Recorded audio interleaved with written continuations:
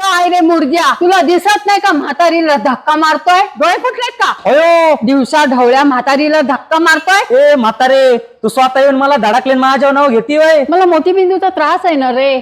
बघ आता म्हातारे, तू माझ्या नातवासारखा आहे रे. माझ्या डोळ्याचं ऑपरेशन करायचंय, त्याला पैका नाही, कोणी नाही कुणाचा या जगात. ज्याचं या जगात कुणी नाही ना, त्यांच्यासाठी आपल्या वैशालीताई सूर्यवंशी आहेत बघ. अगं दर महिन्याच्या 4 तारखेला वृद्ध लोकांसाठी आपल्या वैशालीताई सूर्यवंशी या मोतीबिंदू शिबिर भरवतात आणि त्या शिबिरामध्ये वृद्ध लोकांचं मोतीबिंदूचं ऑपरेशन करून देतात. अगं आतापर्यंत तुझ्यासारख्या कितीतरी लोकांनी 3000हून अधिक लोकांनी याचा लाभ घेतलाय बघ.